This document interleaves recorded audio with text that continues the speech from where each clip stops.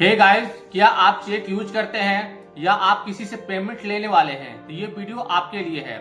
क्या आप जानते हैं कि अगर आपका चेक बाउंस हो जाए तो आपको जेल भी हो सकती है, क्योंकि इंडिया में चेक बाउंस एक फाइनेंशियल प्रॉब्लम ही नहीं, एक लीगल इश्यू भी है।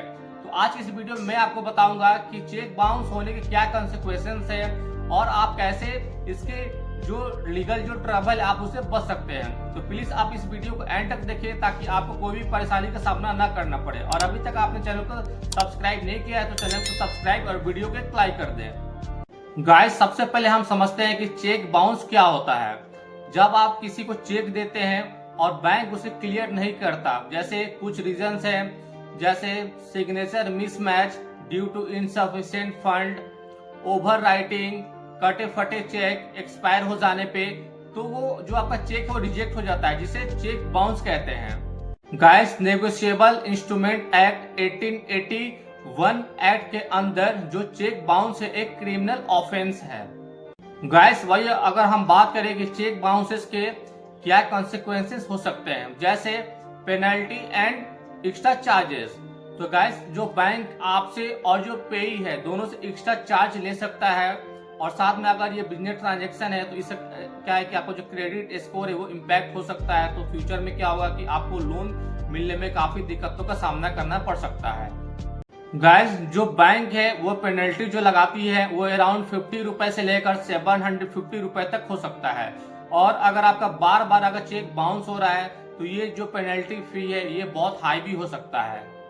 Legal notice and court case. Guys, अगर आपने किसी का चेक बाउंस कर दिया तो जो पेई है वो आपको 30 दिन के अंदर लीगल नोटिस सेंड कर सकता है, और अगर आपने 15 दिन के अंदर अगर आपने पेमेंट नहीं किया तो आपके ऊपर कोर्ट केस भी हो सकता है। तो इससे आपको बचना चाहिए। Jail and fine. गाइस, ये सबसे बड़ी प्रॉब्लम है। तो अगर आपका चेक अगर बाउंस हो गया तो आपको कुछ सालों के लिए आपको जेल भी जाना पड़ सकता है, और आपके साथ क्या है कि आपको फाइन भी देना पड़ सकता है। और जो फाइन है उसका जो अमाउंट है आपके जो पेमेंट है उसके डबल या उससे ज्यादा भी हो सकता है। Interest on delayed payments. Guys, अगर जो चेक है अगर उसको क्लियर होने में अगर काफी डिले होता है तो जो पेई है वो आपसे ब्याज की मांग कर सकता है। तो जो आपका जो ओवरऑल जो कॉस्ट होगा उसको वो काफी इंक्रीज कर देगा। Court case and black listing.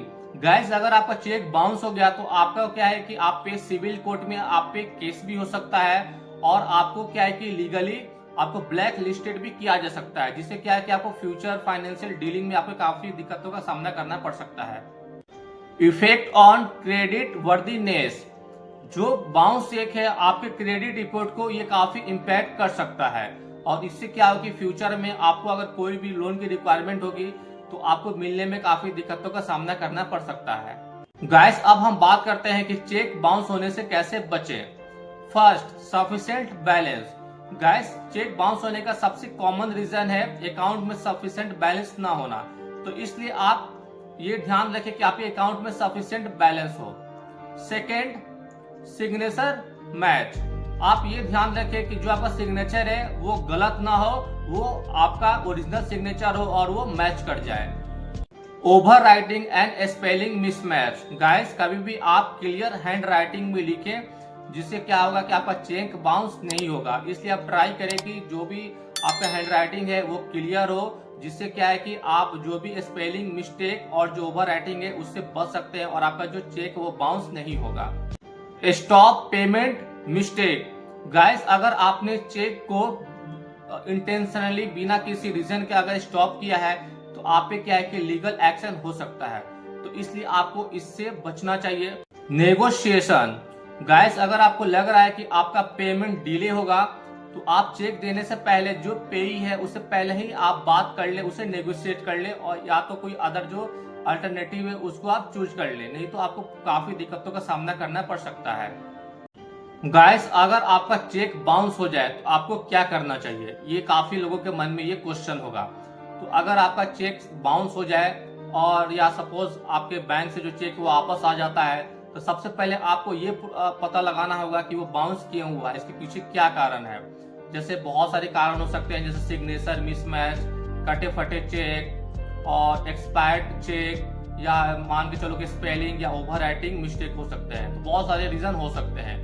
तो अगर आपके एंड से अगर कोई गलती है तो आप उसको बैंक को कॉल करके स्पष्ट रूप से बैंक को बताएं और अपनी जो गलती है उसको सुधार लें। लेकिन सपोज अगर आपके ऊपर कोई लीगल एक्शन या पेनल्टी अगर लग जाता है, तो अगर पेनल्टी लग जाता है तो जितना जल्द से जल्द है आप पेनल्टी या जो भी चार्जेस है आप उसका पेमेंट कर दें। लेकिन सपोज अगर आपके लीगल अगर एक्शन हो जाए, तो लीगल अगर एक्शन हो जाए तो जो भी एक लीगल जो प्रोफेशनल जो एडवाइजर है आप उनसे सलाह ले सकते हैं।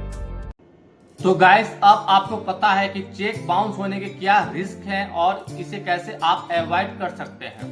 तो अगर आपको ये वीडियो इंफॉर्मेटिव लगी हो तो इस वीडियो को लाइक करें, ज्यादा से ज्यादा अपने फैमिली फ्रेंड के साथ शेयर करें, और कोई भी अगर आपके मन में क्वेश्चन है तो आप उसको नीचे कमेंट सेक्शन में पूछें। और ऐसे ही useful legal and financial tips के लिए चैनल को सब्सक्राइब करना ना भूलें। मिलते हैं गाइस नेक्स्ट वीडियो में, तब तक के लिए take care, thanks for watching.